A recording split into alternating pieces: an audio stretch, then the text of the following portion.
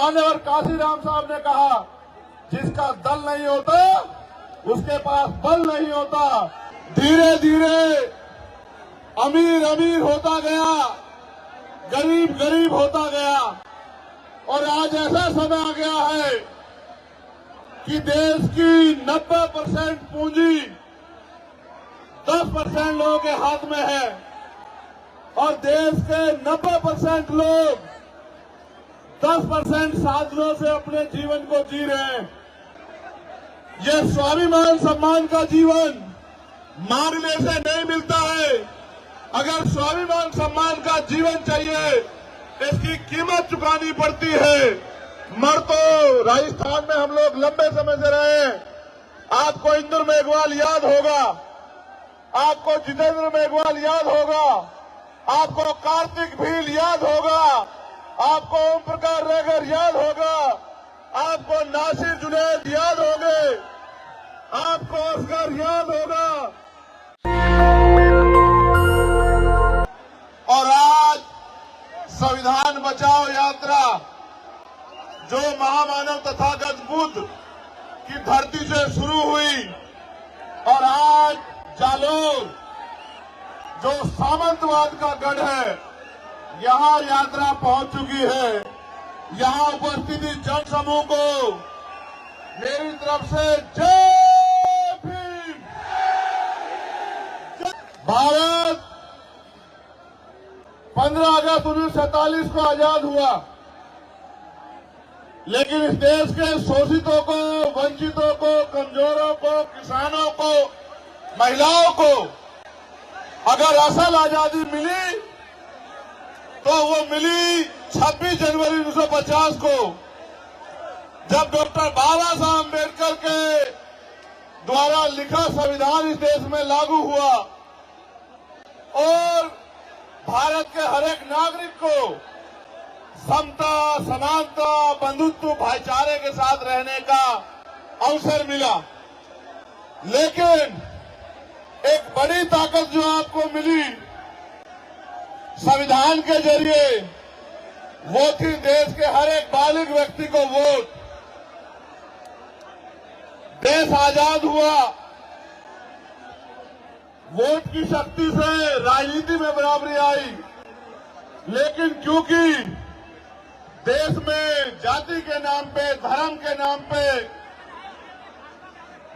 सामाजिक स्तर पे, आर्थिक स्तर पे जो गैर बराबरी थी, उस समय की सरकारों ने उस गैर बराबरी को खत्म करने के लिए कोई अच्छा कदम नहीं उठाया।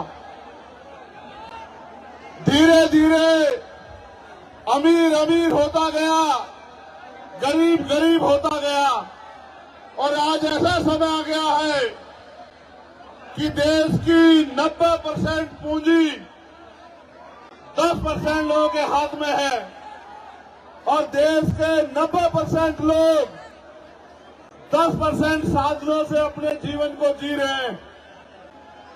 अभी अभी बिहार में जातिगत जनगणना के आंकड़े सार्वजनिक हुए।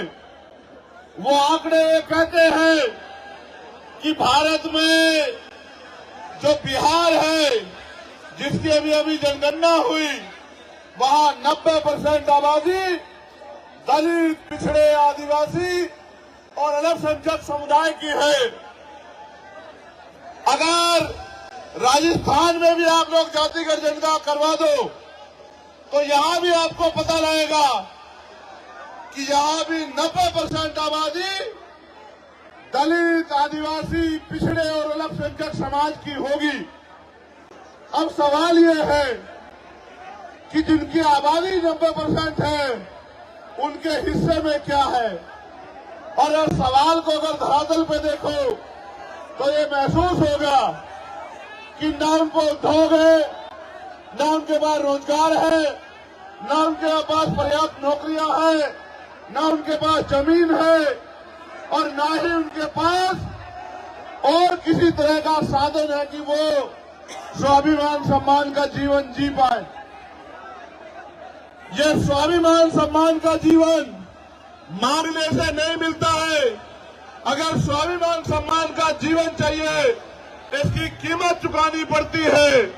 मर तो राजस्थान में हम लोग लंबे समय से रहे हैं। आपको इंदुर मेघवाल याद होगा, आपको जितेंद्र मेघवाल याद होगा, आपको कार्तिक भील याद होगा, आपको ओम प्रकाश रेगर याद होगा, आपको नासिर जुनैद याद होंगे, आपको असगर याद होगा। इतने जुल्म, इतना अन्याय और न्याय मांगने पर लाठियां, झूठे मुकदमे, डर और तमाम तरह से जिस तरह भी से भी पीड़ित को डराया जाए, धमकाया जाए, पंचायत करा के, हल्ला बचा के मैं लंबे समय से राजस्थान में देख रहा हूं। लेकिन मेरे साथियों, इसके लिए जिम्मेदार वो लोग नहीं है, इसके लिए जिम्मेदार है हम लोग, क्योंकि 90% आबादी होने के बावजूद भी और लोकतंत्र के आने के बावजूद भी राजस्थान में हमारी राजनीतिक हैसियत नहीं है। अगर राजस्थान में हम लोग अपनी राजनीतिक हैसियत बना लें तो ना तो हमें अच्छी पढ़ाई के लिए किसी के आगे हाथ फैलाना पड़ेगा, ना रोजगार के लिए किसी के आगे हाथ फैलाना पड़ेगा, ना अपने बच्चों के लिए बड़े बड़े हॉस्टल बनाने के लिए हाथ फैलाना पड़ेगा, ना हॉस्टल में सुविधा देने के लिए हाथ फैलाना पड़ेगा, ना बहन बेटियों की शादी करने के लिए अपनी जमीन गिरवी रखनी पड़ेगी या उधार लेना पड़ेगा, ना ही बीमार होने पे इलाज के लिए हमें किसी की तरफ बेबस लाचार निगाहों से देखना पड़ेगा। अगर आप अपनी वोट को जिम्मेदारी से ये तय करके कि अब आप गुलामी नहीं सहना चाहते, अब सामंतवाद की जड़ें काट के समता, समानता, बंधुत्व, भाईचारे पर स्थापित राज आप लोग लाना चाहते हो, तो मैं पूरी जिम्मेदारी से बात कहता हूं कि इस धरती पे जो आने वाला समय है वो सुनहरा होगा, सुनहरा मेरा वादा है आप लोगों से। इसलिए मैं आपसे अपील करने के लिए आया हूं, अगर आप चाहते हो कि फिर किसी जितेंद्र के साथ, इंद्र के साथ, कार्तिक भील के साथ, ओम प्रकाश रेगर के साथ अन्याय ना हो, तो आप अपने पैरों पर खड़े होने के लिए तैयार हो जाओ। जिस तरह से आज हजारों की संख्या में, मैं हजार नहीं कहूंगा, यहाँ की ताकत देख के लग रहा है कि लाखों की संख्या में जिस तरह आप यहाँ आए हैं, अगर आप अपनी वोट को संगठित होकर आजाद समाज पार्टी को दो, तो मैं गारंटी से कहता हूं कि किसी सामंतवादी में इतनी हिम्मत नहीं बचेगी कि वो हमारी बहन बेटियों की तरफ आंख उठा के देख ले, वो हमारे बच्चों की तरफ आंख उठा के देख ले। ये कोई मुश्किल काम नहीं है मेरे लोगों, ये बहुत आसान काम है। आसान इसलिए है कि पहले जब राजतंत्र था तो तलवारें चलती थी, भाले चलते थे, हाथी घोड़ों पे युद्ध होता था। आज लोकतंत्र में सिर्फ ईवीएम का बटन दबाना है।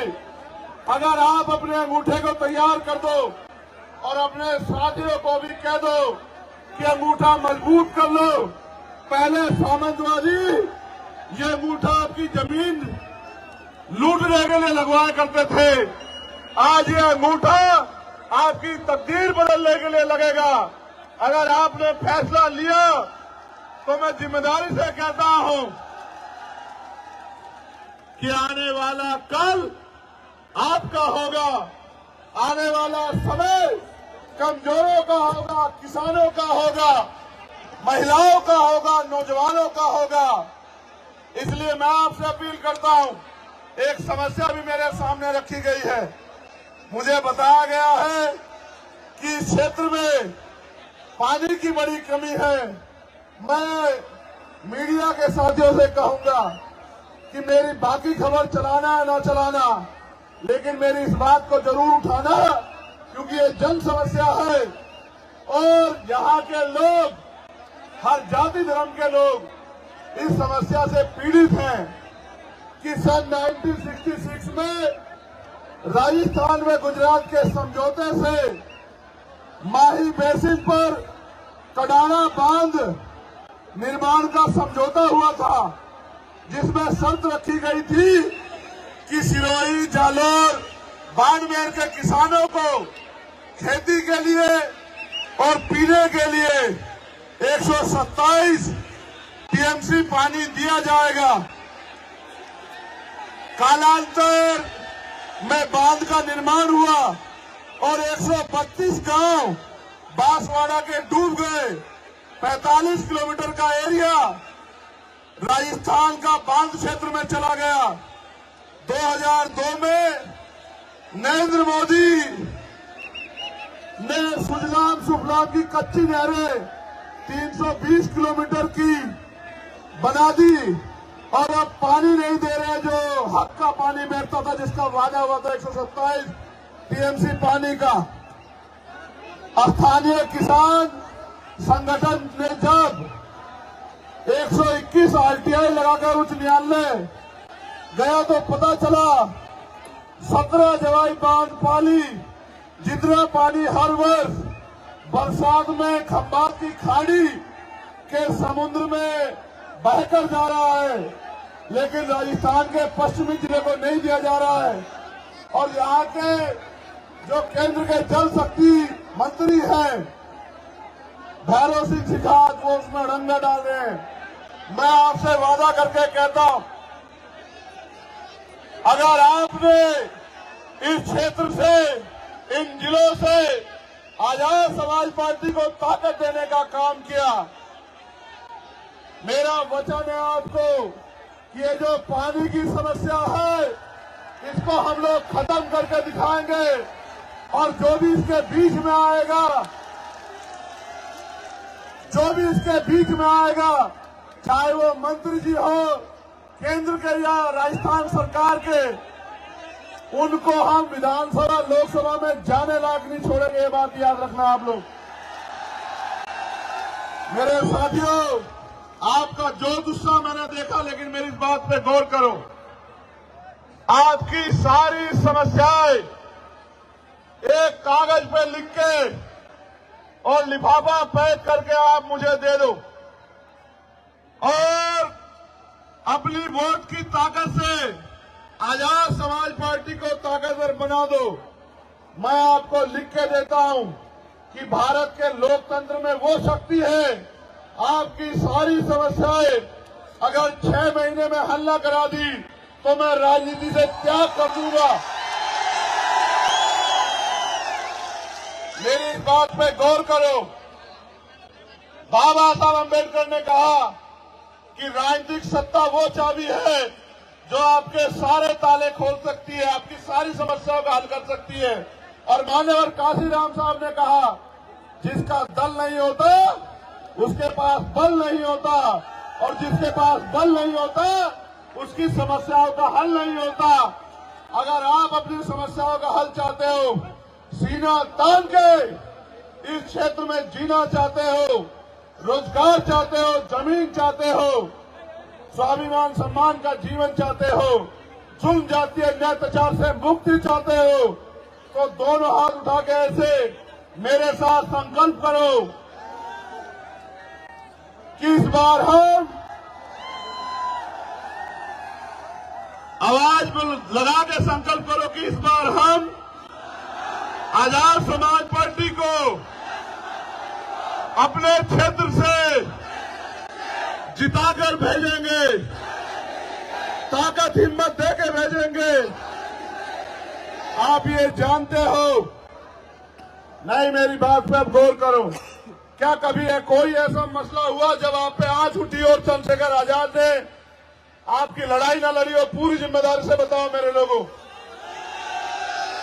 आपको पता है, जब मैं जालोर आया 4 बार मुझे यहां से उठा के यहां की सरकार ने दिल्ली भेज दिया, एयरपोर्ट से वापस भेज दिया। 3 बार गाड़ी से लेके गए, 1 बार लेके गए, मैंने उनको वहीं छोड़ा, पुलिस के लोगों से फ्लाइट से बैठा, फिर वापस आ गया। यहां के अधिकारियों ने मुझसे माथा पीट के कहा कि यहाँ के नेता जिनको ये वोट देते हैं वो उनकी तरफ देखना भी नहीं चाहते। आप किस मिट्टी के बने हो। मैंने उनसे एक बात कही, गौर करना, कि उनका उनसे राजनीति का रिश्ता है, मेरा इन लोगों से खून का रिश्ता है। खून कहीं रहता हो और खून कहीं से भी बहे, खून को खून की आती है। जब तक मैं इस क्षेत्र में, क्योंकि देश तो आजाद लगभग हो गया है, इस क्षेत्र में भी सामंतवादी सोच के लोग सुधरने का काम नहीं कर रहे। आपकी वोट की शक्ति जहां हमें ताकतवर करेगी वहां उनको कमजोर भी करेगी, और जब वो लोग कमजोर होंगे तभी उनको समझ आएगा कि किसी कमजोर को सताया नहीं करते। पुनः मैं एक बार आपसे कहूंगा, अपने मोबाइल निकालें, जहां तक भी आप हैं अपने मोबाइल निकाल के मुझे एहसास कराएं कि आप मुझे कहां तक सुन रहे हैं।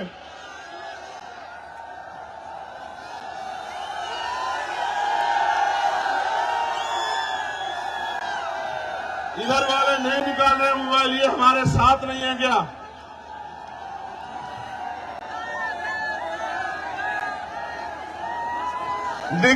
ये बीच में कुछ ऐसा लग रहा है कि बीच में लाइट है नहीं, ऐसा क्या है? मैं आज के कार्यक्रम के लिए, सबसे मजबूत कार्यक्रम के लिए, जालौर की भीम आर्मी, आजाद समाज पार्टी की पूरी टीम को, एक एक कार्यकर्ताओं को बधाई देता हूं। और मुझे विश्वास है कि ये जो रोशनी आज यहाँ जालौर से चली है, इसकी खबर कुछ ही घंटों में जयपुर में बैठे मुख्यमंत्री में भी जाएगी और उसके कुछ ही देर बाद दिल्ली में बैठे प्राइम मिनिस्टर में भी जाएगी। मैं ये वादा नहीं करना चाहता था, लेकिन कह रहा हूं, एक लाइट वहां जल रही है, देखो ऊंचाई पे, वो देखो वहां।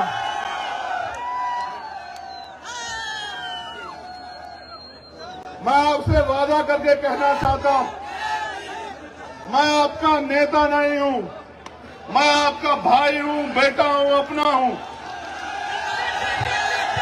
मेरा आपसे चुनावी रिश्ता नहीं है। चुनाव 2 महीने में खत्म हो जाएगा। मैं वचन दे के कहता हूं, जब तक मेरे लहू में, मेरे शरीर में लहू का आखिरी कतरा रहेगा, चंद्रशेखर आपके लिए था, आपके लिए है और आपके लिए रहेगा। इस बात को याद रखना। अभी तो मेरे हाथों में कलम की ताकत नहीं है मेरे लोगों। जिस दिन कलम की ताकत मेरे हाथ में होगी, उस दिन देखना आपकी तरफ उठने वाली हर एक को, हर आंख को आपके सम्मान में झुकना पड़ेगा। मेरा वादा है आप लोगों से। अगर आपने विधानसभा चुनाव में मेरी हिम्मत बढ़ाई, तो लोकसभा चुनाव में मैं आपके बीच रहूंगा। मेरा आपसे वादा, इस बात को अब याद रखना।